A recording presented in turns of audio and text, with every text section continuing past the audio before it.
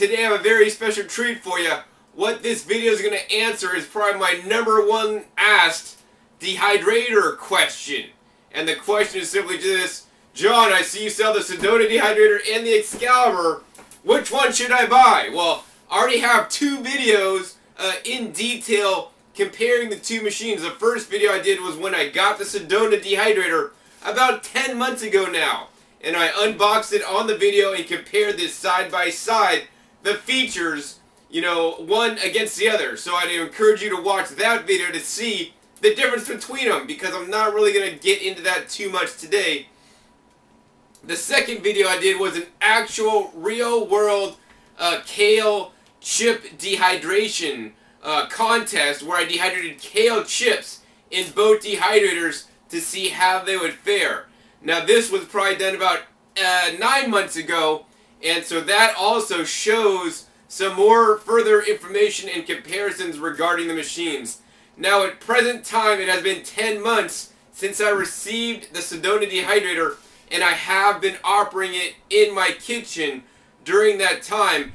Actually, in most cases, right next to, side by side, the Excalibur dehydrator, so that I can personally compare and see how both units function when they're running right next to each other for a long period of time. Now, I've definitely taken my time to figure out how they work, all the intricacies of both machines, and I'm going to explain that to you today to let you know which machine may be best for you. So pretend for a moment that I'm a car salesman and I'm a dealership and I'm selling Porsches and also Corvettes. And as you know, Porsche and Corvettes are both sports cars and they go really fast, and I don't know which one these days goes faster depending on the make or model you get, but they're both high performance sports cars. And that's how I would consider the dehydrators. These are both high performance dehydrators compared to the things you'd buy at the local department store. These are definitely the two top machines. Now, you know, a guy that's really into Porsches would say, oh, buy the Porsche, it's better. A guy that's really into Corvettes would say, buy the Corvette, it's better. I mean, they both have their pros and cons that make either car better or worse than the other. But in the end, they'll both get you from point A to point B. And that's what both these dehydrators will do. They'll basically take your food and dehydrate out the liquid out of them so that you can preserve them and save them for later use. So which one of these is better? Well, I don't know. I'm not really an Excalibur fan or a Sedona fan. What I'm a fan of is I'm a fan of items that work well with minimal amount of hassle. Now my perfect dehydrator is neither one of these. That has yet to been invented. I would like one with a lot more features, you know, and actually a lot more affordable prices than actually both these machines. But that being said, these are the two best units on the market at this time for people into living in raw foods. So first I want to get into a qualifier. If you are into living in raw foods, you want to continue to watch this video, because the Sedona specifically has been made for raw foodists. So it's a raw friendly dehydrator. Now if you want to dehydrate meats and jerky, turkey jerky, chicken jerky, beef jerky, fish jerky, and things like that, you could stop watching this video right now, because I would straight up recommend the Excalibur for you. The reason for this is that the Excalibur basically has a higher top end range, and it was designed from the ground up for dehydrating everything, whereas the Sedona was specifically designed for raw foods, and people into raw foods are concerned about keeping and maintaining the temperature at 118 degrees or below. So while you can dehydrate meats in the Sedona, because the temperature doesn't fluctuate as much and get quite as hot, the manufacturers of the Sedona recommend that you pre-cook your meats before dehydrating them in the Sedona. And actually that's a USDA standard, that the USDA recommends that you pre-cook your meats before dehydrating in any dehydrator. But the Sedona, it's much more mandatory than with the Excalibur. The Excalibur that I know of, they don't actually recommend that you pre-cook your meats. So that's an easy decision right there. If you do want to dehydrate a lot of meats, then the Excalibur would be your best choice by far. And once again, there are many different models of the Excalibur, and the one I'm comparing the Sedona to today is the Excalibur 3900.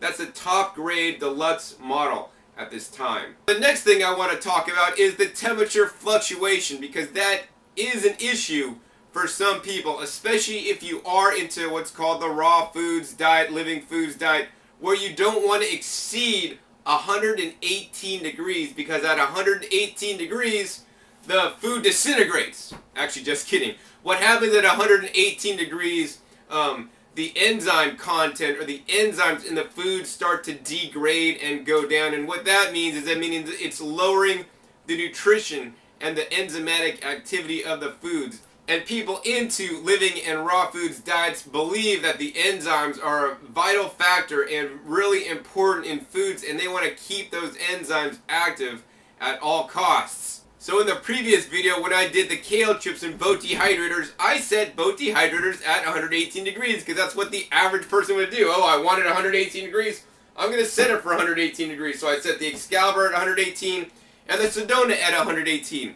And I also measured the temperature inside them with an additional thermometer, and that's something that I'd also recommend you do as well. It can be useful to see if the dehydrator is acting like it should, and you can kind of just keep tabs on it. It's especially important in the Excalibur. So I set the Excalibur to 118 degrees, and it got up to like 128 degrees, and I set the Sedona for 118 degrees, and it got to like 108. So it didn't even quite get to 118 degrees. So it was a little bit kind of funny. Since that time, the Tribest people, or the Sedona dehydrator, basically went into a new revision where they adjusted the temperature. So now it should, if you set it to 118 degrees, it should go up to 118 degrees, but not exceed that. So this is another point that I really want to show comparing these two dehydrators right now. This is published by the Sedona people, the Tribest company. And I don't know if you can see that on the camera there, but this is a graph. And this is a graph of the temperature. So say you set the temperature on the Excalibur for 118 degrees, and this is a graph once again. The line here denotes 118 degrees constant temperature. The Excalibur, which is said on here, leading competitor, basically will fluctuate. And the Excalibur will fluctuate significantly over the set temperature and then go underneath it just a little bit, and once again over and under. Now the dehydrator cycle the temperature much like your heater in your house heater. You set it for 65 degrees or whatever, and it's a feedback system. The heater kicks on, it keeps checking. Okay, is it 65 degrees yet? Is it 65 degrees yet? And then if it isn't, it stays on. And if it is, oh man, the heater says, it's 66 degrees, okay, turn it off. And then the heater shuts off. Well, that's how the dehydrators work. If the dehydrators maintain a constant temperature, what would happen is called caking or case hardening, where the outside would be dehydrated and the inside would still be moist, and you would get food spoilage. So both these dehydrators fluctuate the temperature up and down. Now you can see here on the Sedona, if you set it at 118 degrees, the curve is much lower and actually not as wide of a swing. It gets up to 118 on the peaks, but then may fluctuate down. I don't know how many actual degrees down, but it looks significantly less than the fluctuation on the Excalibur. And then it just maintains that temperature. So the Sedona people would call this overheat protection, so that it never exceeds your set temperature. Once again, this feature is very important for people into raw foods. So if you're into raw foods, the Sedona is basically a no hassle. You're guaranteed the temperature you're set at or under. And on the Excalibur, most people set the Excalibur to about 105 degrees. And some people may think that 105 degrees is the temperature that enzymes start to degrade. But that's the temperature you need to set the Excalibur at, because it fluctuates up at least 10 degrees to keep it below 118 degrees. And then again, if you set it for 105, and actually every Excalibur dehydrator may be a little bit different because it's not solid states, it may fluctuate up and down, and that's why I recommend the Taylor thermometer and timer, so you can see the hottest temperature that it gets up to. Nonetheless, the fluctuation is more So that may mean the Excalibur is quicker to dehydrate than the Sedona. I can tell you when I set the Excalibur to 105 and the Sedona to 118 degrees, so we're comparing apples to apples, the Excalibur always finishes more quickly the dehydration task than the Sedona. Maybe that's because the temperature doesn't quite fluctuate as much. So what does that mean? That means in the long run, the Excalibur is going to be done quicker and also cost you less money to run because it's going to be done faster. On the flip side, what I like to equate this to is, sun drying versus shade drying. So if you're an herbalist, you will know for like herbs that are very precious and can be medicinal, you want to preserve all those nutritional and medicinal properties in those herbs. And to dry your herbs, you put them in the shade, much like they have shade dried coffee. And that maintains more of the flavor, more of the freshness, and more of the nutrition in the food that you're dehydrating. So in my opinion, the Sedona is more like shade drying because it will take a little bit longer, but you're probably going to get a higher quality outcome in the end, whereas the Excalibur is more like the sun drying, and it's going to happen a little bit quicker, and you may not get quite as high quality as with the Sedona. So besides the temperature fluctuation and which one takes longer to dehydrate, which are both important considerations, is the price. Once again, at present time, the Sedona is about $150 more than the Excalibur 9 tray 3900 model. So I guess the big question for me is the Sedona worth $150 more money? And for me, I have my answer, and maybe I'll explain that at the end of this video. But for you, it may be different. I mean, the build construction quality of each machine, I definitely think the Sedona has a much higher and better build than the Excalibur. This is a lot more durable unit, better and well engineered. Of course, there's little minute differences, such as the door that just hangs on. And I can't tell you how many times I've dropped this door. Whereas on the Sedona, it's hinged and it folds down. Another thing that's different is the glass. This is real glass, not some shoddy plastic. You can actually look through the glass to see if what you're dehydrating is done. That's convenience. And on the Excalibur, you need to remove the solid door to see if it's done. Another thing, of course, are the controls. The controls are on the back of the Excalibur. If you're trying to set your dehydrator late at night in the dark, it's not happening. You got to turn your light on. And you got to reach in the back. A lot of times, the Excalibur is put on your countertop in your kitchen and slid back. So this is actually underneath the part where your cabinets are. So it's not too convenient to get to, whereas the Sedona is actually right on the front. In addition, the Sedona has a nice digital display. You can see the actual set temp, and also you'll see the countdown timer. And that can be very convenient. You can also set this for continuous running. Another factor for some people that may be important is the noise. I have had a number of complaints over the years. John, I got the Excalibur and it just sounds really loud. Well, that's true. This has an AC motor. It pushes a lot of air, and it's a little bit, it definitely is louder than the Sedona. And furthermore, the Sedona has a button over here, and I can't see it right here. But the Sedona has a button for day and night mode. And day mode, the Sedona runs the fans at full blast. And in night mode, it actually quiets it down to like a lower speed, so it's actually quieter. So if you're having guests or company over and you still want the dehydrator to dehydrate while your guests are over, but not disturb you as much, you can turn it on night mode so that it's a lot more quiet. In addition, the Sedona has an energy saving feature where you can turn on only the top half of the machine or the bottom half of the machine. So you're only running half the energy to dehydrate only half of the machine, whereas on the Excalibur you have to run the whole machine all the time, even if you just fill it half full. So this can save you energy and money if you intend to run the machine not entirely full. Another thing about the Sedona and the Excalibur is the size. The Excalibur holds more produce because the tray size is larger that you've seen on the other videos. On the Sedona, the tray size is a little bit smaller, so it doesn't quite hold the same amount of produce. That being said, it's still fairly close.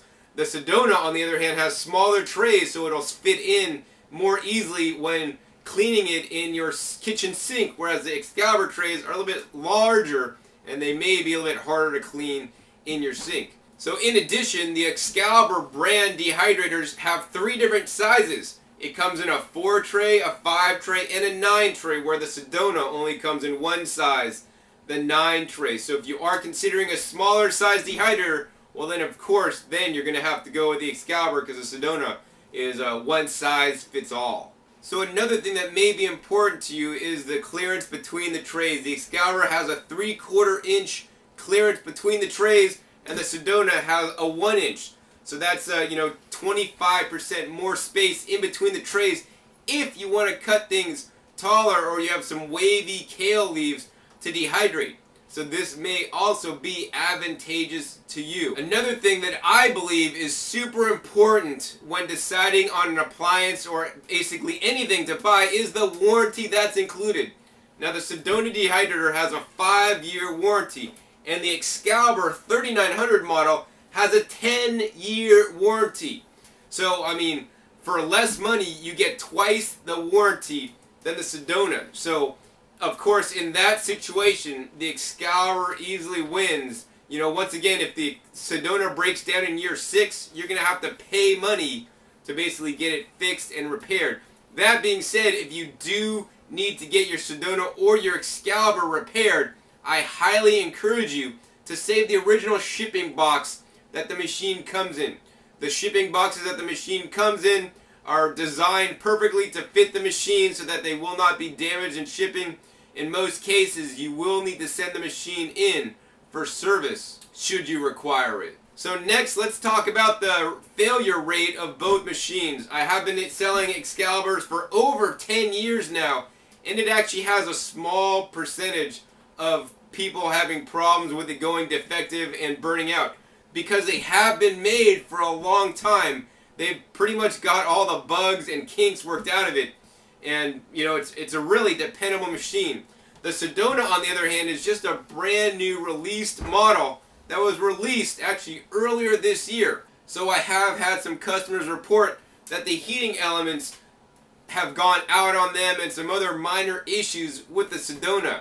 That being said, the manufacturer will take care of those under warranty at no cost to the customer if that should occur. So for the durability and warranty, I have to say the Excalibur definitely is on top of the Sedona. So we could go down the list of like certain bullet points on what machine wins at certain categories. So for example, I could say if quietness is important to you, you want a quiet dehydrator, guess what? Go with the Sedona.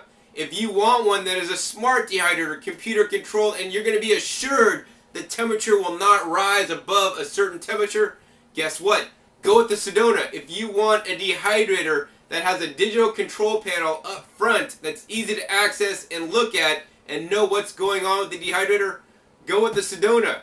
If you want a machine that has a long warranty and that's going to give you many years of probably trouble-free service, then go with the Excalibur. They have a proven track record and have twice the warranty of the Sedona.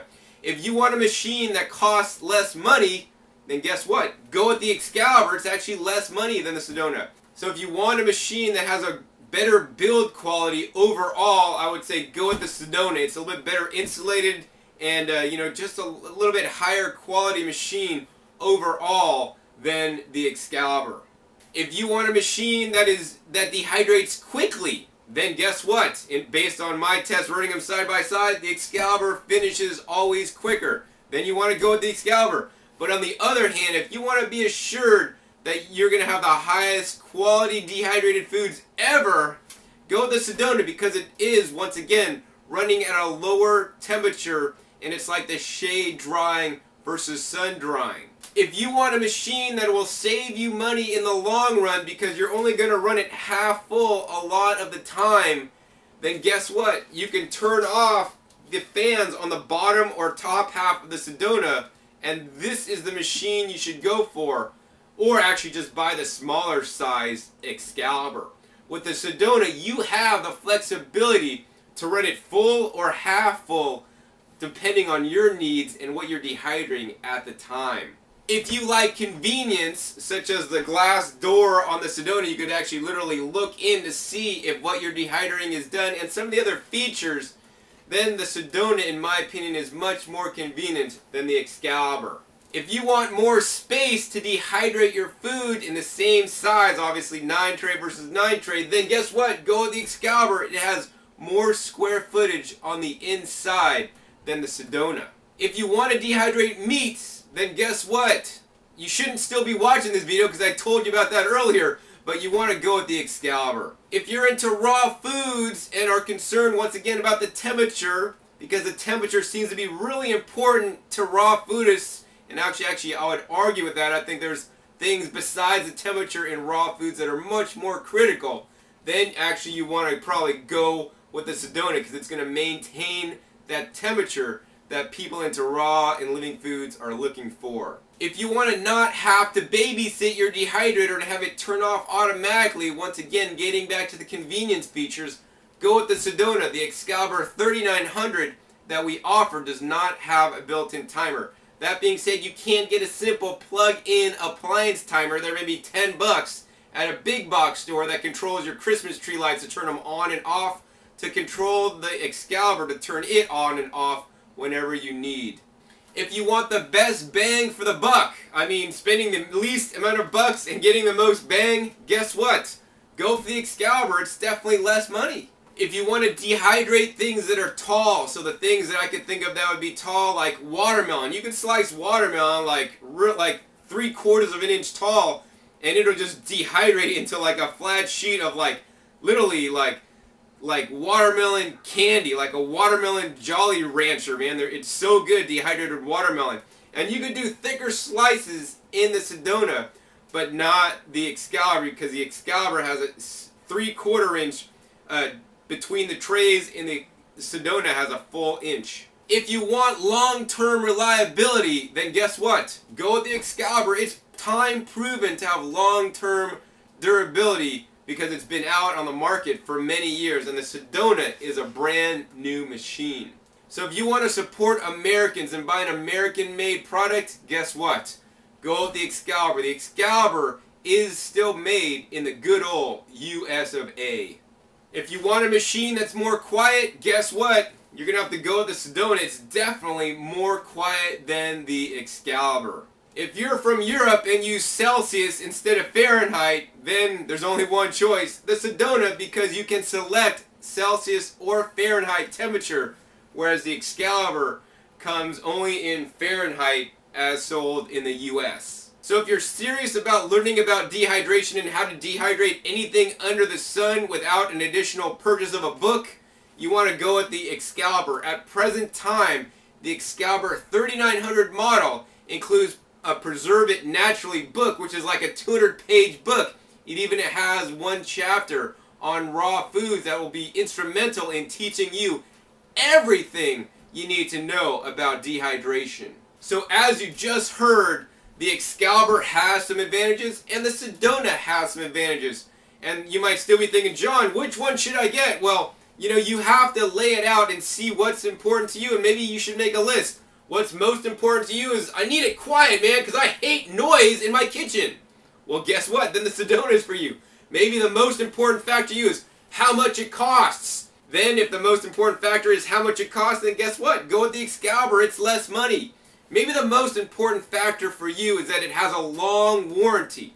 Well, then guess what? Then the Excalibur is going to be the better deal for you because it has twice the warranty of the Sedona. Maybe what's more important to you is the aesthetics. And definitely on the aesthetics, I think the Sedona wins it. So then you'd want to go with the Sedona. So it comes down to just figuring out what your priorities are and getting the machine that's best going to meet your needs. So based on my needs and what's important to me on my priority list, I mean, I'm a fairly frugal guy. And what's important to me is the price, and also to me is the warranty. I want a machine that's going to be durable and it's going to last. And before the Sedona came out, I urged the manufacturer that it needs to be less money, than the current selling price. It needs to be more in line with the Excalibur. And if they did that, then I would probably just say go with the Sedona if they were the same price. But unfortunately, the Sedona is, significantly more money, in my opinion, than the Excalibur. So for me personally, what I like to use in my home, basically because of the price and the warranty are important to me, is the Excalibur. Of course, if I'm going to dehydrate some herbs or something from my garden and I want to keep the utmost level of nutrients and make sure it's raw, I'm going to use the Sedona. But basically, I own both machines, so I use both in my kitchen side by side, and when it's tomato season, I have both these babies dehydrating. So whatever dehydrator you choose, feel confident that I use both of these machines in my kitchen, and they both have been working just great for me.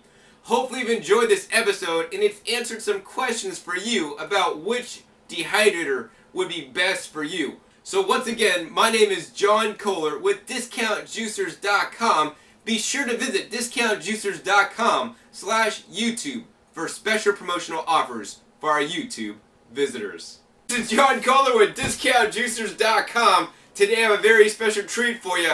What this video is going to answer is probably my #1 asked dehydrator question. And the question is simply this: John, I see you sell the Sedona dehydrator and the Excalibur. Which one should I buy? Well, I already have 2 videos in detail comparing the 2 machines. The first video I did was when I got the Sedona dehydrator about 10 months ago now. And I unboxed it on the video and compared this side by side, the features, one against the other. So I'd encourage you to watch that video to see the difference between them, because I'm not really going to get into that too much today. The second video I did was an actual real world kale chip dehydration contest where I dehydrated kale chips in both dehydrators to see how they would fare.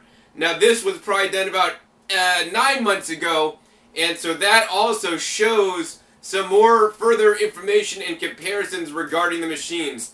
Now at present time, it has been 10 months since I received the Sedona dehydrator, and I have been operating it in my kitchen during that time. Actually, in most cases, right next to, side by side, the Excalibur dehydrator, so that I can personally compare and see how both units function when they're running right next to each other for a long period of time. Now, I've definitely taken my time to figure out how they work, all the intricacies of both machines, and I'm going to explain that to you today to let you know which machine may be best for you. So pretend for a moment that I'm a car salesman and I'm a dealership and I'm selling Porsches and also Corvettes. And as you know, Porsche and Corvettes are both sports cars and they go really fast, and I don't know which one these days goes faster depending on the make or model you get, but they're both high performance sports cars. And that's how I would consider the dehydrators. These are both high performance dehydrators compared to the things you'd buy at the local department store. These are definitely the 2 top machines. Now, a guy that's really into Porsches would say, oh, buy the Porsche, it's better. A guy that's really into Corvettes would say, buy the Corvette, it's better. I mean, they both have their pros and cons that make either car better or worse than the other.